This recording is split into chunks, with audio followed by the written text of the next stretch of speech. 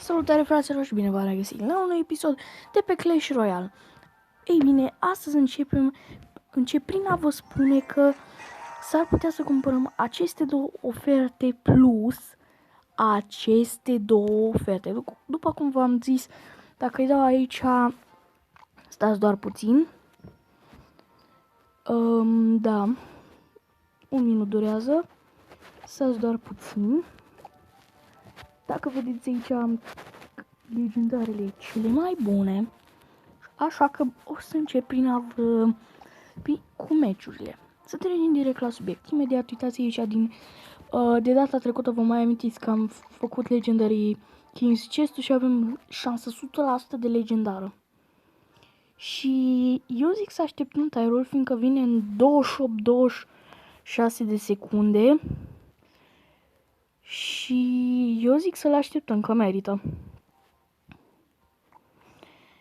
Hai să vedem ce mai avem pe aici. O să vă țin puțin la povești, fiindcă neapărat vreau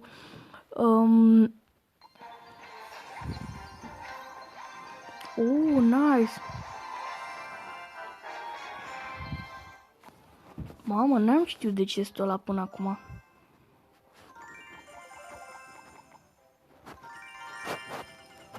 Bun.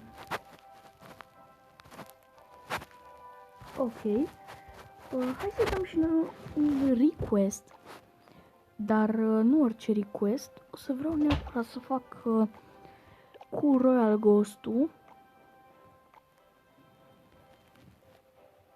Și avem aici primul trade și a venit și tire-ele.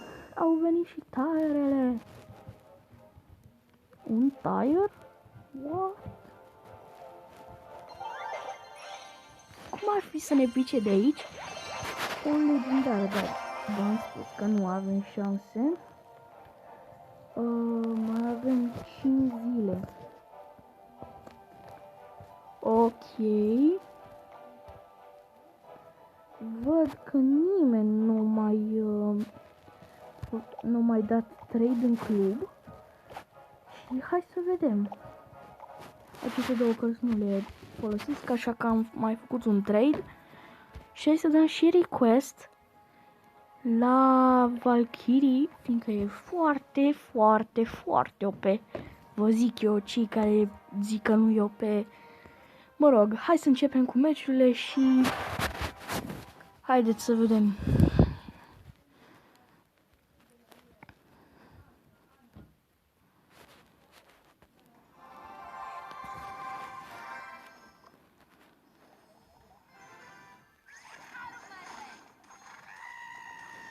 Vom băga aici Mega Knight-ul.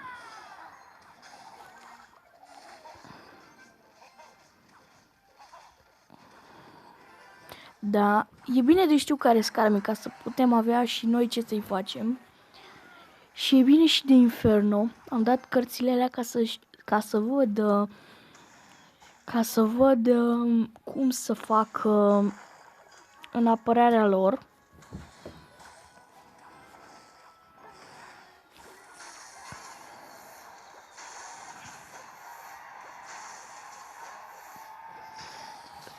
Electro Dragon e foarte bun și de aceea l-am pus în deck, fiindcă este și card boosted și când e boosted e foarte OP. Mă rog.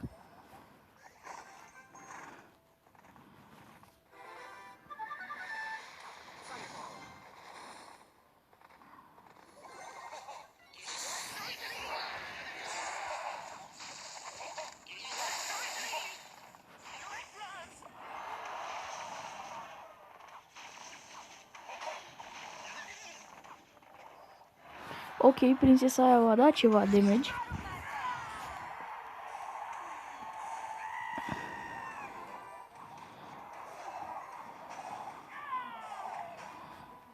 Din păcate, iar trebuie să mergem așa și vom băga și Skeleton Army. Exact.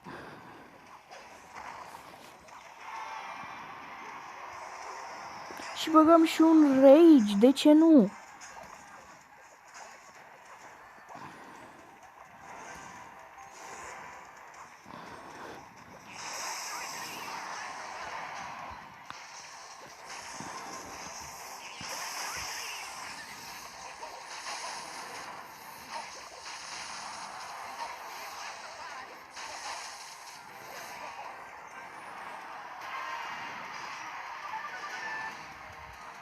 Și avem și prima victorie. Bine, mă rog, nu chiar o avem, dar haideți să zicem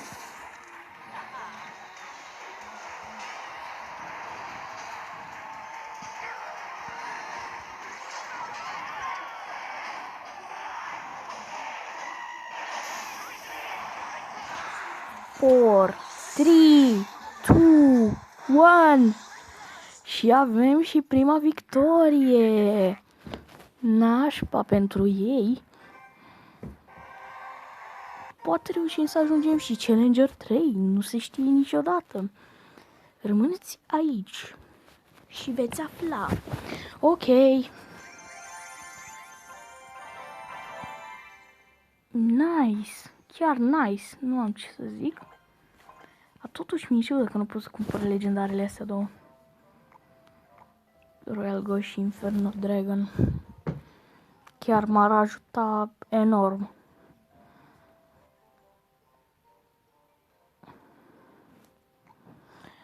Poate reușim și noi să ajungem în sfârșit Challenger 3, Liga a doua. Așa că hai să-i dăm drumul.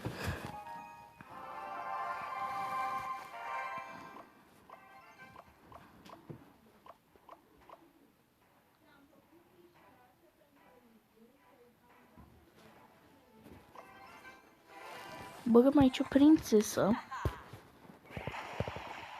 Vai. Păi sunt mort.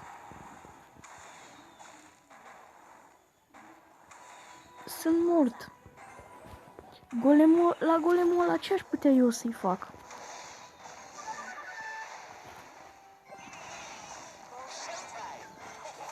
Uitați-vă și voi doar puțin la acel deck.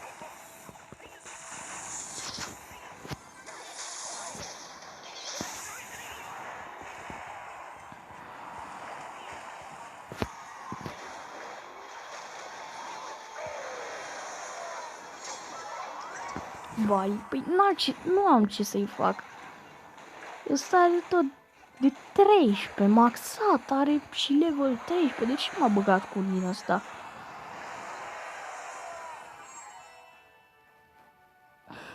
Da. Nașpa rău.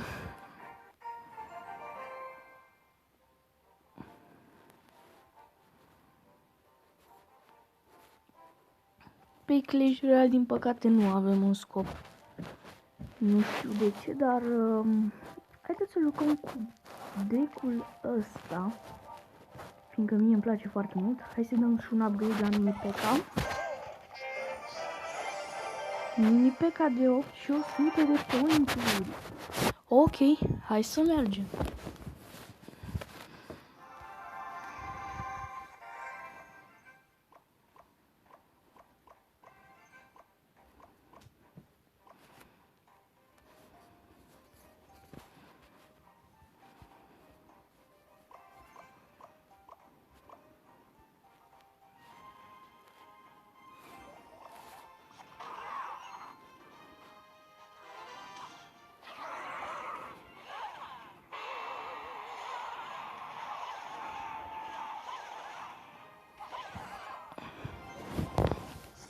Da.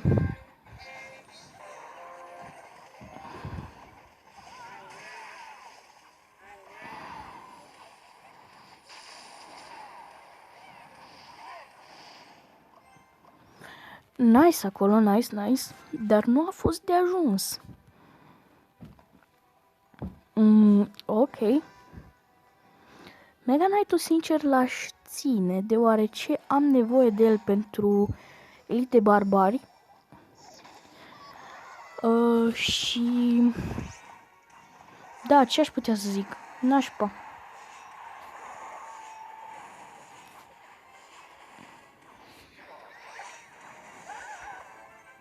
Da, și nu prea am ce să-i fac aici.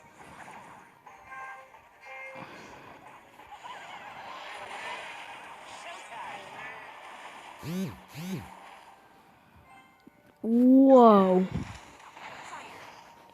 Low HP am rămas.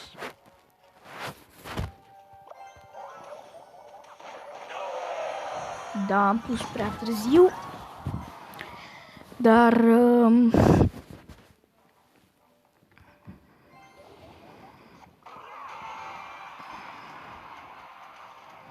Măcar un egal vreau să fac în meci.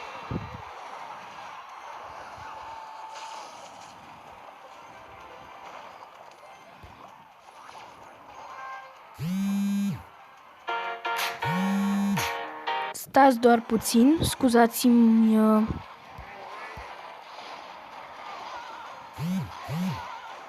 Scuzați-mi deranjul.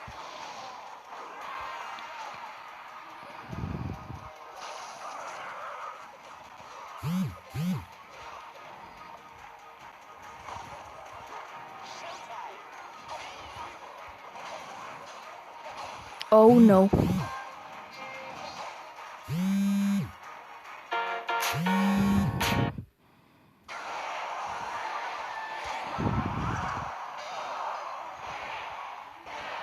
Scuzați-mi deranjul, dar mai știți că am filmat episodul acela de Brawl Stars cu Seba și da.